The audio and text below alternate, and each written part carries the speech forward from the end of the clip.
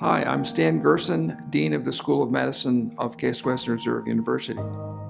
Welcome to some reflections on the importance of Juneteenth, both for America, the city of Cleveland, our university, and the School of Medicine. As I look at the 5-week celebration of freedom and opportunity between Memorial Day and July 4th, I see that Juneteenth has been placed smack in the middle of that period, in which we can both celebrate and reflect.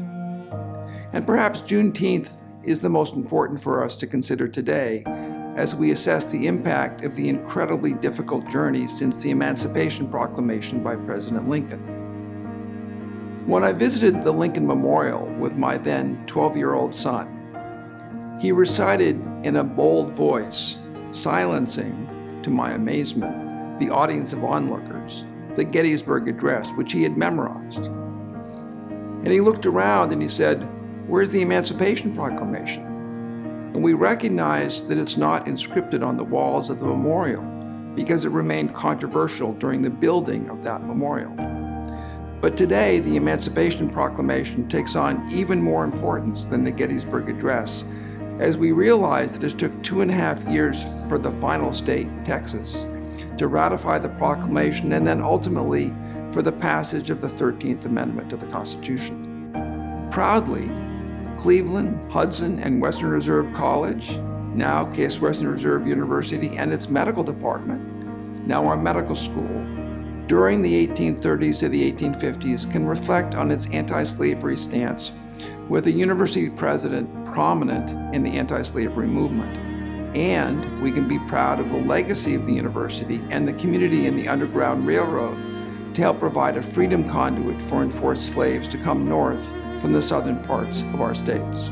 But the road to freedom across our country in terms of rights, opportunities, employment, wealth creation, and equity remain issues for all of us. Cleveland became mired in redlining, which to this day defines our struggling communities. For that almost a century, they were denied access to federal loan assistance and home buying. Being Black in America remains hard, and I suspect harder than I can imagine. To rectify these long-standing burdens to our African American brethren is a responsibility for all of us through education, acts, and compassion, which is why we have such a focus on equity and inclusive excellence in our School of Medicine, both in our research and medical training programs, our recruitment strategies, in our career opportunities, and in our community focus. It is through these actions that we keep constant attention on equity and inclusive rights for all of our diverse colleagues and link our scholarship to our community needs.